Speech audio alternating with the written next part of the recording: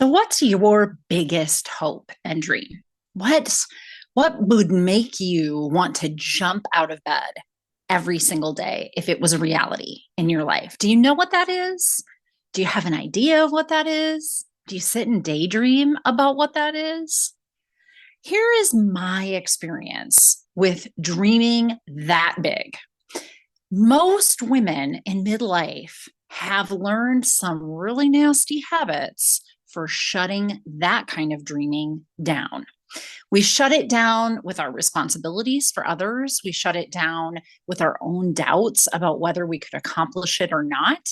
Sometimes we shut it down with our own fear that we would actually succeed. And what would that mean for everybody else in our lives? There's all kinds of icky, sticky habits that we've been taught to do. So don't get too hard on yourself about this. You're actually getting a gold star by getting an A and doing exactly what you were taught. We're the ones shutting down those dreams, but we've been taught to shut down those dreams. So why? What gives about that? Well, that is going to be the topic of today's podcast. So keep listening.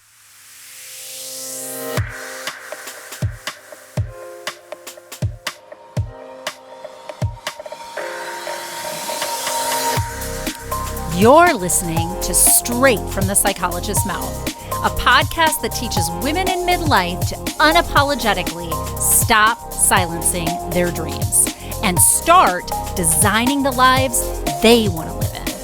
I'm your host, Dr. Natalie, and as a clinical psychologist of the last 2 decades and a twice-divorced single mother myself, I not only know how hard it can feel heading into midlife, I am living it right here with you.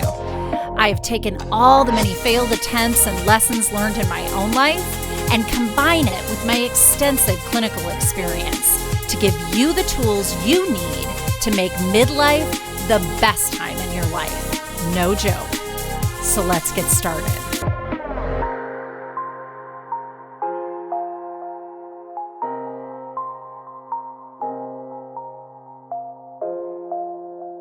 Hey, welcome back. I am so excited to have you here today. And honestly, for the month of May, because, fresh on the tail of getting into some new self-care, radically taking your self-care on like, hey, I've got to put myself first so I can put everything else in my life first. If I want to be, the best this and the best that and on top of all my stuff, well, somebody better be taking care of me. So fresh on that, since that's what we were focusing on in April, I am super excited to actually get started in talking about our hopes and dreams and how do we get there? How do we actually accomplish these hopes and dreams? One of the things I talk about is designing the life that you want to live in, but not just like that you want to live in, but that you've always dreamed of having for yourself. Because I figure if we've made it this far in life, ladies, come on, we should be able to really just name what we want and go for it. And yet we get stopped, and oftentimes we get stopped by ourselves. But fear not, this is not something that we just decided one day that we wanted to do it ourselves. No, no, no, no, no. This is an internalized depression. Yep. We're talking about patriarchy again. I'm talking about all the supremacies that there are out there. But there is this internalized way in which we shut ourselves off because we've learned for so long to stay small. We've learned for so long not to make a ruckus, that our job was really to take care of everybody else's discomfort. And we actually feel pretty good when we're doing that well. So I don't want to shoot that out of the water too. I think, making sure that my kids feel great, that really makes me feel great, right? Making sure that my clients feel great, that makes me feel great. So I'm not going to blow out of the water that I do have some values and some integrity around taking care of other people. That's just a part of who Dr. Natalie is. And I'm not going to play small anymore. Midlife for me is really about opening that up for women. I want you to understand that there should be nothing holding us back at this point. And many times as I dig through it with the people that come for coaching, I am finding that they're the ones that are squelching this more than anybody else. By this time in their life, they're the ones that are squelching it more than anybody else. Certainly, there are roles. There are people that feel uncomfortable when we start to change. So there's some external reasons and external people that might be having us silence our dreams as well. But most often, the dreams are just staying silent because we are holding that into place with things like fear of success, fear of failure. Oh, yeah, because it's both. Ha ha. We hold it back by not really having an imagination anymore. And really, that's just because we're out of practice. It's really, honestly, it's like almost nothing more than that. But I'm here today to really help us to get a hold of where to begin here. So, for some of us, my question as I opened up the podcast today, for some of us, if I ask you questions like, what's your dream? What are your hopes? What do you want for yourself?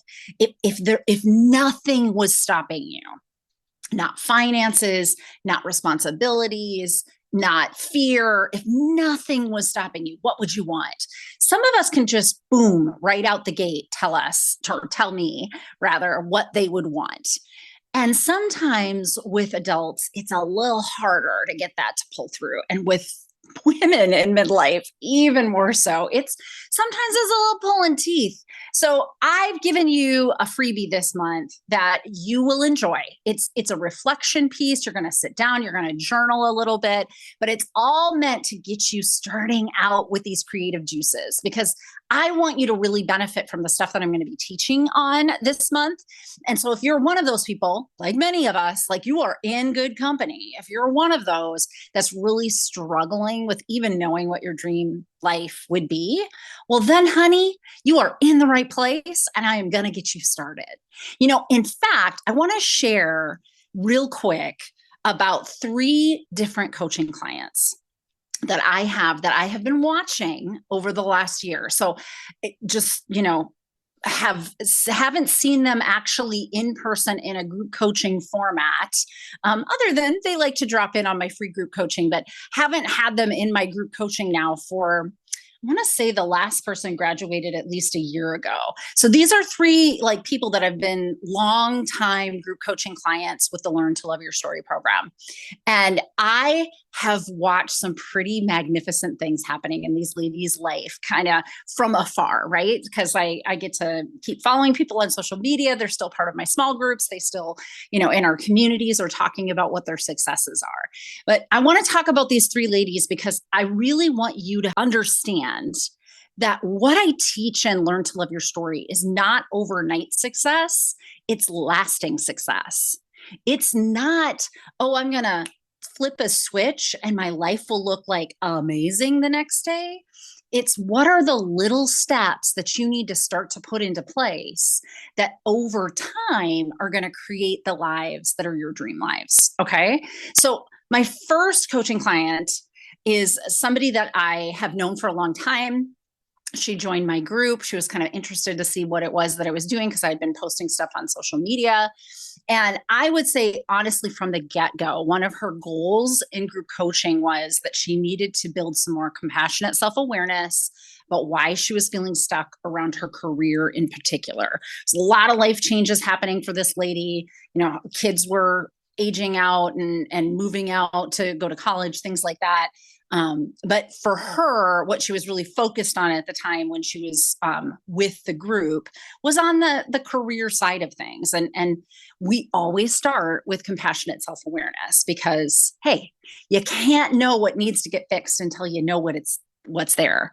So this lady in the very beginning really had a lot of the things that I see quite often, things like fear of success, right? Fear of, what if I actually do go out on a limb and go do this thing? And then I have a better life for myself over there. What do I do with this 27 years that I did something else? What do I say to myself, right? What do I say to my friends and family about why I stayed stagnant for that long, right? So this was what she was reckoning with. And definitely was hard, was less about her fear of stepping out because she knew her worth and she knew her value and she knew that she could go and get another career. What she was really struggling with was this idea that, like, what if people think, like, why did she stay stuck then for that long? I mean, she could have been doing this the whole dang time. She was really worried about that. And honestly, she was really worried about how she would answer that to herself. And I know you know what I'm talking about, sister, because we have all been here. We have all been here where we're like, I have wasted how many blah, blah, blah years or blah, blah, blah time. I have wasted, the better part of my life in this job, in this relationship, in this predicament of whatever source it is. And we struggle to take the next step, even to dream what it is that we want, right? So that's my first coaching client. My second coaching client had recently been through a big breakup and really was wrestling with, like, how long they had been in that relationship, and they had so put in all of the effort into that relationship. And as they were coming out of it, they were recognizing how much they participated in their own suffering. So ladies, this coaching client really was in therapy and doing those things too. So I was just doing the coaching around, like, here's the stepwise process for you to come to grips with this, have compassionate self-awareness about it, see how you were getting stuck and why you were participating in the things weren't, serving you any longer, what you needed for self-care to get you out of that, and how to build this growth mindset, which is really, that's the program in a nutshell right there. So this client was really struggling with this fear of failure. This fear that she had put in all this time in this relationship, this fear that they had worked really, really hard with the partner to make this work, and it just wouldn't work. And this idea that had they tried a little harder, had they done one more thing, had they, seen a different kind of therapist, and they had gone with their partner to therapy for years, and it did not work. So this client of mine, that's where they started where it was a relationship thing that really was the predicament for them. And then my third coaching client, one of my favorite things that this client said in the beginning of working with us, and this client also, I think this is the one that I saw the most recent, so probably has been within the last year. This client in the beginning was kind of like, so learn to love your story. I didn't really think was going to be a thing for me. The way that you framed that sounded like I had to hate something about my life, and I hate nothing about my life. So I was like, I don't really think I need anything, but I knew I was coming in this point where I was like in that transition. And I was kind of feeling like she didn't use the word stuck, but she kind of defined that. Like, she's just like, I'm doing the same thing all the time. I'm not getting the same amount of joy out of those things anymore. I was looking for something new. And once I, kind of listened to some of your stuff, Dr. Natalie, I thought, well, okay, this program probably could shake that loose for me. So very different reasons why these three coaching clients came into my program. One around career, one around relationship, one around meh. I feel okay with my life, but they're just, feels like there could be more. There could be something else. So this is where these three ladies start with me in my group coaching program. And I am going to tell you that it is this skill set that we're going to be talking about over the next month that really helped launch all three of these ladies. Very different directions for very different reasons. Same skill.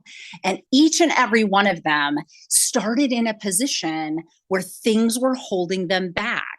Oh, I forgot to say, I think that one of the things for that last individual, the one that didn't really think anything was wrong, right? Like, felt pretty good about life. The thing that she lacked was an amount of imagination. She just didn't have a tangible, like, here's where I'd like to go to. She knew her life solid backwards and forwards. She knew, when she was getting up and when she was getting out of bed and when she was going to the gym and when she was going to work, all those things, right? She felt great about her job. She felt great about her family life. But it was very monotonous and very rigid how she had framed her life. And so for her, what was happening was a lack of imagination. It wasn't, a lack of fear of succeeding. It wasn't a fear of failing. She just didn't even have an idea of where she wanted to be. So all three of these coaching clients at the stage where they come into my coaching program are really struggling with the very same thing. And that is a lack of dream, a lack of ability to tangibly see what could be on the other side of where they are. And that's where this journey will begin this month for all of us as I teach this skill set, because I do think that many of us find ourselves square in the middle of that. So I did a little mini experiment with my 8-year-old. I had her tell me, what do you want to be when you grow up? Like, it was those kinds of questions, right? Little girls are actually pretty good for talking at you. Well, at least this little girl. And so she came up with this idea. She's like, well, Mom, I think that my dream job, I want to work with animals, and I think animals should have rights. I think that they should be fed and they should get what they need. And I think I'll want to be a veterinarian, but I think I want to be a veterinarian and I want to make sure that animals get treated well. Like, they have rights, Mom. So cute. I couldn't even stand it. And then I was like, well, what if you could just do anything in the whole wide world? Like, have anything you wanted? What would that be? And here's what she came up with next. A beautiful example of how the child's mind can be so imaginative. So she tells me about this idea that she has that we should be able to create stores that are specific to people. And it took me a while to figure out where she was going, because it wasn't said that concisely.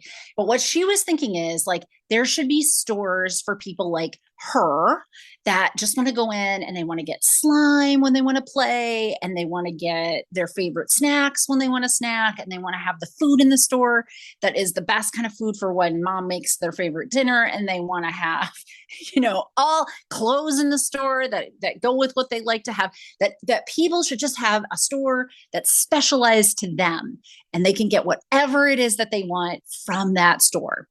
And she just went on and on and on, you guys, about this. Now, here in my head, I'm thinking to myself, well, is that Amazon? Let's be real. You can pretty much walk into that store online and get whatever you want. But I wasn't going to poo on her parade. That would be totally uncool, because she was really excited about, she just kept going and going and going. And this is the beauty of that unadulterated imagination. And that's what we have to do. We have to unadulterate our own imaginations. And this is going to be hard to do because we are adulting, and we're so hardcore adulting all the time that we have lost touch with this ability to just come up with things like that, just have these crazy off the wall ideas that are meaningful for us. So let's dig in. How do you start to dream? How do you start to let yourself have an imagination? Well, first of all, let's talk about 4 of the main reasons why dreaming starts to kind of get squelched. Okay. I've talked about 3 of them: fear of success, fear of failure, lack of imagination, and lack of confidence or belief that it could actually work.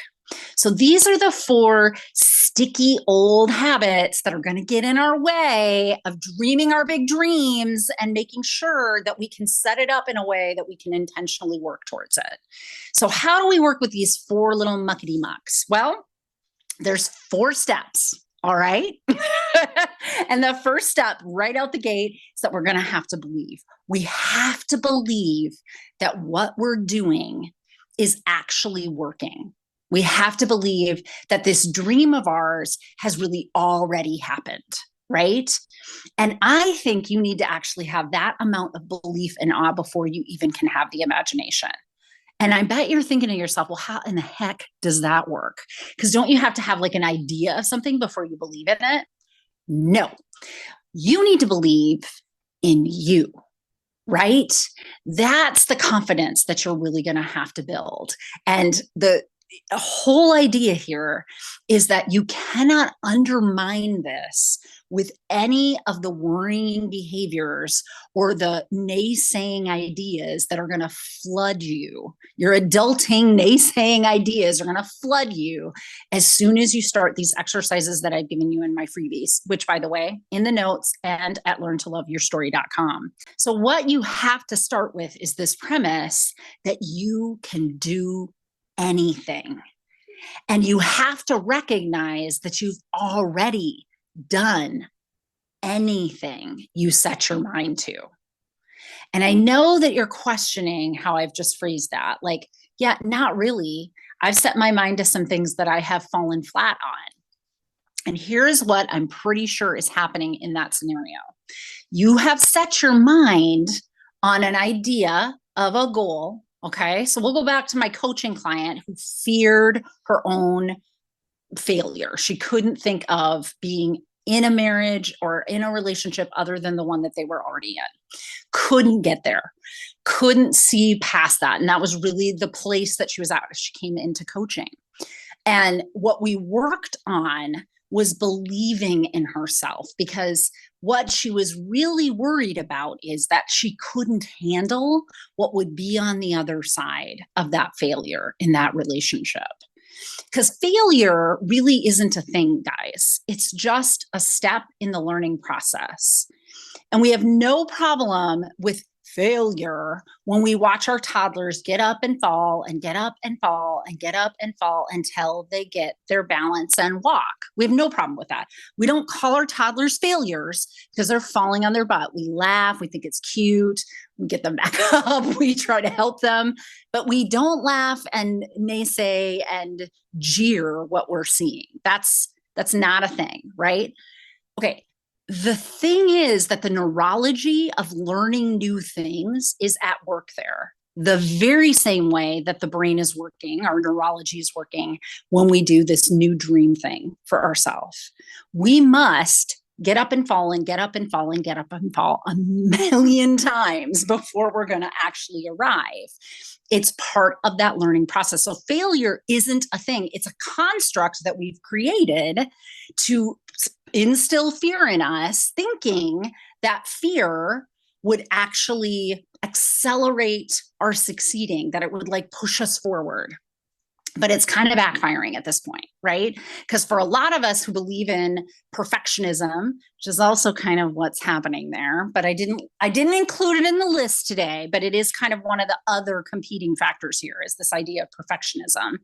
But because we want it to be all or none, then anything that's not in the all category falls into the none category. Meaning, if it doesn't look exactly like what I need it to look like the first time out the gate, then it sucks. And the sticky habit that we get into is just to avoid doing anything that we might fail at. Perfectionists aren't perfect at everything. They're really, really good at avoiding things that they know they won't be perfect at. I'm going to say that again. Perfectionists are not good at everything. They are just really, really good at only doing the things that they do well and avoiding all things that they think that they will fail. That is problematic, right? They're not learning anything new. They stay fixed. And really the answer to this idea here is having that growth mindset, that there might be more ways to think about this, more ways to learn, more ways to get past it. So with my coaching client that came in, I don't coach on relationships. So I'm just coaching on how to get into growth mindset. And when she came in, it was real clear that she had that fixed mindset, because it would be kind of the same fears that would come up, the same, questioning of herself that would come up. And this is another reason why I love to do coaching in a group format, is her peers were really able to reflect that back to her. Like, we've heard you kind of say that a million times, and we're just curious, like, could you stay curious about why you keep shielding yourself with all the reasons this is a failure and you didn't do good enough and you should have tried one more thing and maybe there's another kind of therapist or something. And over time, what she was able to realize is that she was believing there was like, this is the marriage and it's going to work, and I just haven't figured out the way to work it. And what she really needed to do is take a step back and say, there's lots more options than that. I could have a growth mindset. I could have a more open mind around this. And I might see that this is not the marriage for my partner or for me, that this is not working for either of us, and that it isn't a failure. It's that this relationship has kind of met its end at this point, and we're kind of pushing it past that point, actually, and in so suffering through that. So I have watched her now for the better part of a little over a year really just start to like bud online. It's so exciting, like getting into new stuff. Like they've joined a bunch of new, clubs and doing different things. They moved, they found a space that's all their own, which is also really fun to watch how they're growing in that way, and all in their midlife. Because one of the things that this individual was fearful of is, could I even start over? Like, I know how to do the marriage thing because I've been doing it for so long, but I'm not so sure I would know how to do all the single ladies in my midlife. Like, they didn't know if that would actually be a thing for them. So it's really lovely to watch how, what we taught were the ground rules for how do you start to have confidence in yourself? How do you start to believe I'll make it? So it's really been brilliant to watch her grow across this time, because coming into that growth mindset, learning the skill sets, that's what's happened. And what she was able to do within the time that we were working together is she started to believe that every step she was taking was the right step for that moment. Right? One of the principles I teach is this idea of the next right thing. All you're responsible for is, in this moment, what's the next right thing for me to do? Nothing more, nothing less. I just know that if I'm doing this, it's in alignment with what this dream is. And I don't have to know what step 2 through 20 are. I only have to know what the step 1 right in front of me is. That's it. It's all I'm responsible for. Once I'm there, then I can start looking for what step 2 will be, and it'll make itself known in my life if I'm believing that I've got this. I'm already I'm on the trajectory of my new life. I was talking to another client today, and one of the ways that we framed this for her was, I want you to think about, like, what is the step to do today that future you is going to include in this story of your growth here, right? It seems something small today. It seems like, oh, this is nothing. I went and joined a club. What? But it's a huge thing when you look at the whole story of your healing journey. It's the beginning steps of what is that healing journey. And all you're today responsible for is that beginning step. And all you need to know is that beginning step. You don't need to know anything in between. But what would future you tell you is that important step to be doing today? That was one of the ways that we framed it for her. So that's how you're going to deal with starting to believe in yourself. And that's step 1. Step 2 is to face the fears. And that's the fears of success, and that's the fears of failure. So you really do have to reckon with this idea that you're afraid, right? And so we did talk a little bit with my, the second coaching client. I have no idea where I am anymore, but the one that was needing some coaching and having relationship issues. We talked about how hers was a fear of failure, but my first coaching client, hers was really a fear of success. She was doing well in her career, but just feeling stagnant, had some awareness that she was feeling stagnant in it. And what was really holding her back was this idea that, like, what if I do succeed? Then what do I say to myself that I stayed in this stagnant job for as long as I did? What will I tell other people when they ask me that question? Like, she was really struggling with this idea that she had let herself down by not moving sooner, that it had taken this long for her to get there. I mean, I do work with women in midlife, and we're in our 40s and 50s, and some of us in our 60s. It's hard. It's hard to get to this point and finally have the compassionate self-awareness to see we have held ourselves in place with some of these icky, sticky old habits of ours that we were taught and we just do really, really well. Not cool to see. Not a lot of us want to look at that, right? And the way that we helped her get through that fear was a different way of looking at this. It wasn't necessarily that she didn't have a growth mindset. She had some of those stepping stones already, or she wouldn't have had the awareness to join my program to figure this out, right? However, she was really getting stuck in the idea that there were these things like a waste of time.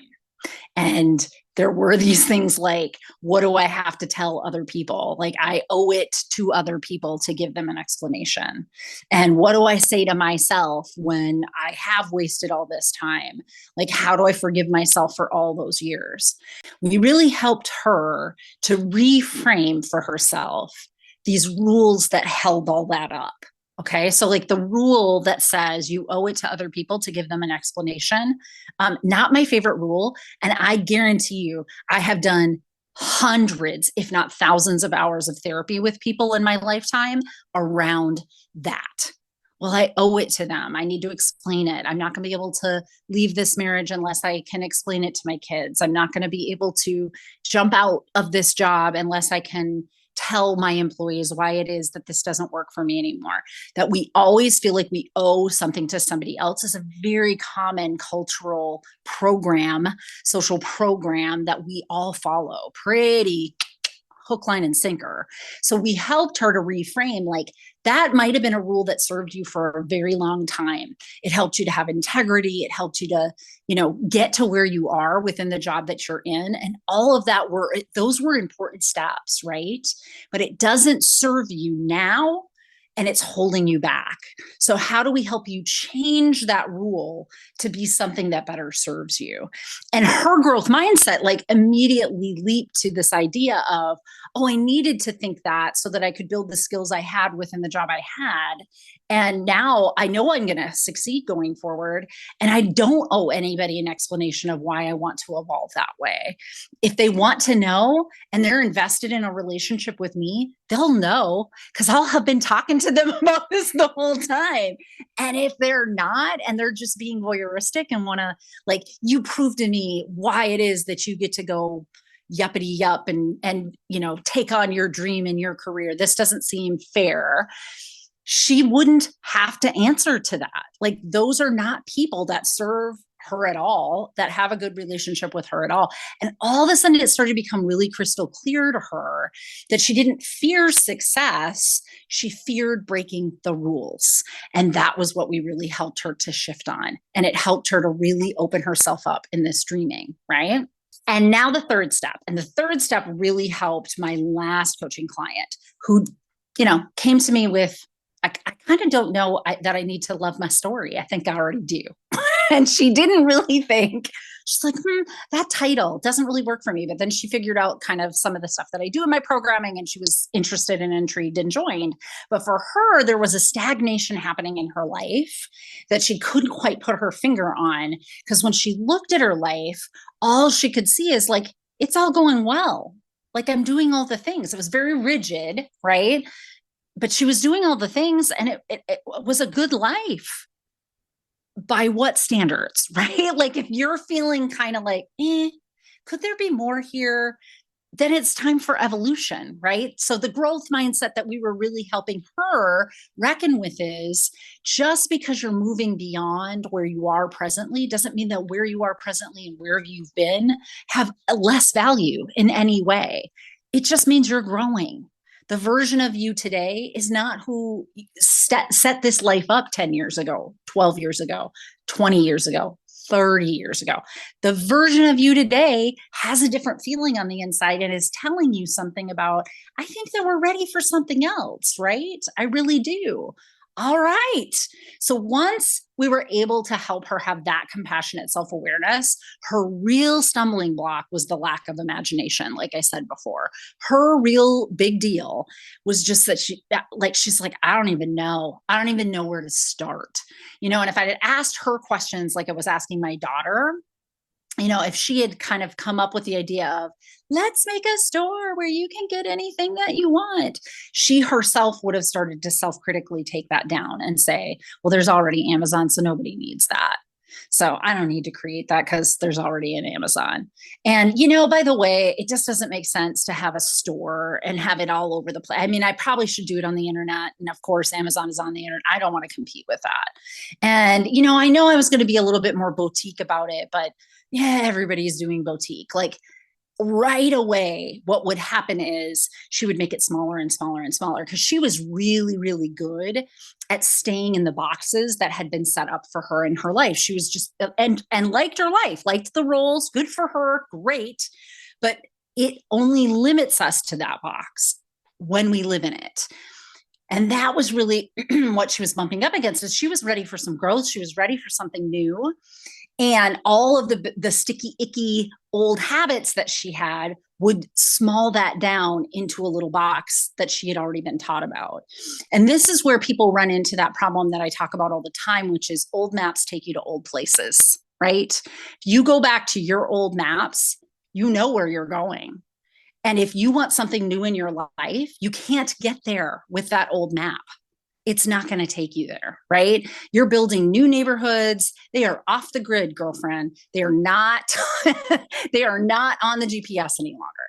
So for her, what we really had to hone in on was like, how do we start to let ourselves have permission to just wish? What would be my most extravagant life?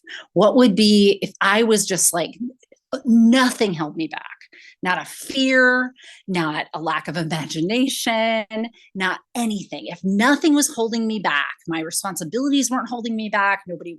None of the naysaying actually held water. If none of that mattered, what would I do? And eventually, not unlike the tools that I'm giving you in the free tools that you have the link to in the notes or on learntoloveyourstory.com, what we were able to help her do is through that kind of introspection and reflection to really allow herself permission to have the imagination. And here's one of the ways that we do this, and you'll see this in your free handout. You need to hook it to something that's meaningful for you. Okay. So one of the things that I'll hear people say is you got to know your why. What's your why? Which seems really trendy, a trendy way to talk about. It needs to have meaning. It needs to have value, and it needs to tie to some sort of core value for you. Right. So if what's really important, if you're going to build, a store that has everything for anybody, and it's boutique-y and all of those things. I think my daughter's idea was just kind of cute. I'm not going to lie. I'm going to go with it today. It's my metaphor for the day. But if that's what your dream is, it still has to tie to something that makes meaning to you, right? It would have to tie back to, because I want everybody to feel like all they have to do is look in one place conveniently and it's all there for them, and somebody else did the work. This is one thing that they don't have to do work for themselves on. Because I know what it feels like to be doing all the time and not having a space or a place where you feel like somebody's done it all for me. It's gonna have to tie back to something like that. If it does not, that's where our imagination starts to fall flat. Right? That's where all of that naysaying and the fears and the things like that can really eat away and erode it, because we're really not tied into it. Right? So the best example I can give you of this is everything that I've done for Learn to Love Your Story. I just knew at the beginning of COVID that we're all going to be going through it, like really going through it, because emotionally, there was no way, after all of our lives changed so quickly, so rapidly, and so significantly, that we weren't going to have a major emotional impact. Lots of grieving, of ambiguous loss to do, blah, blah, blah, psychological psychobabble. But what I knew is that we needed to do more, because not everybody has access to mental health. Not everybody's going to access mental health.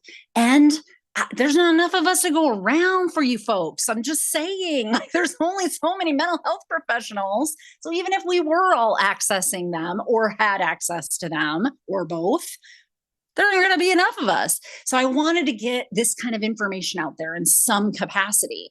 And I just threw some videos out on the interwebs, because I had been doing videos with another friend of mine. And then somebody said, what about courses? And I started to put those together. And then when I put those together, I was like, how do you get those out into the world? And so then I did the next thing, right? I was using that next right thing kind of principle, and I learned how to market stuff. And then in learning that, I learned a whole bunch of stuff that I didn't know that I should have probably known to be doing. And it was just one little thing after another, right? 2023, I'm talking to you right now on a podcast. I wrote that down in 2020 as one of my ideas. I had lots of ideas, but I couldn't do step 1 through 50 all at one time. So I just kept doing the next right thing in front of me. And look at how far this has come. You're listening to this, and hopefully it's really helping you.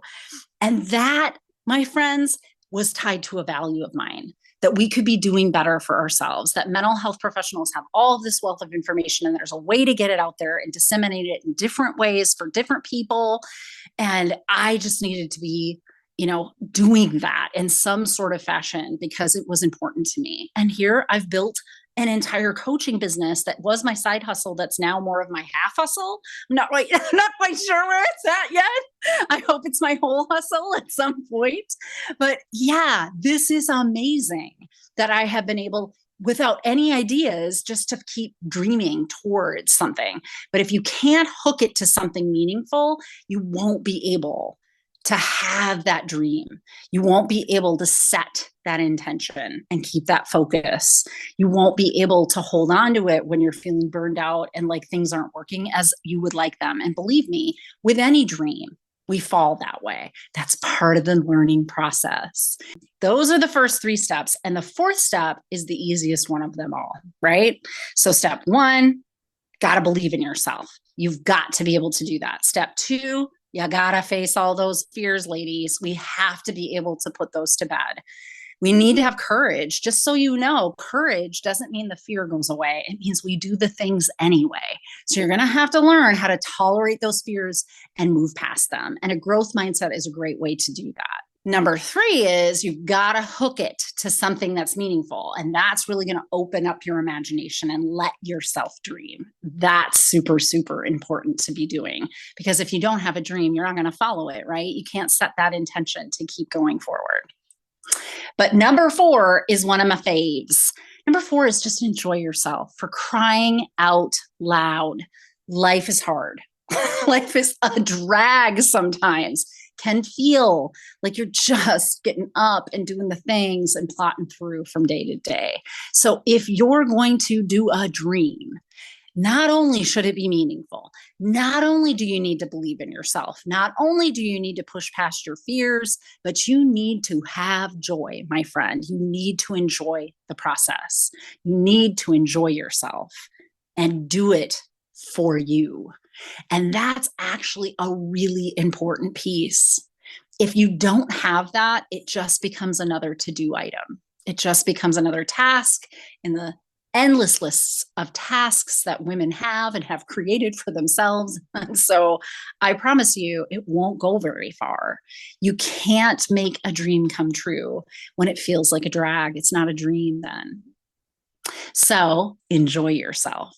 That's an important piece. Now, I hope that this has been helpful and you've heard something today that's got you wanting creative juices. Go to the notes for today's show. Download that freebie. Go to learntoloveyourstory.com. Download that freebie, because I've replaced last week's cheat sheet with this new dream sheet. So you can do this. I promise you. And it's just going to start with some writing stuff down and reflecting and starting to figure out where in those areas. Is it my fears that are holding me back? Is it my lack of confidence? Is it my lack of imagination? Where am I feeling stopped? And it could be more than one of those, maybe not. But where am I getting stopped in actually letting myself just dream? Because I want you to be able to dream, and I want you to really be able to set your sights on something huge for yourself, because you deserve it. And you will then learn to love your story.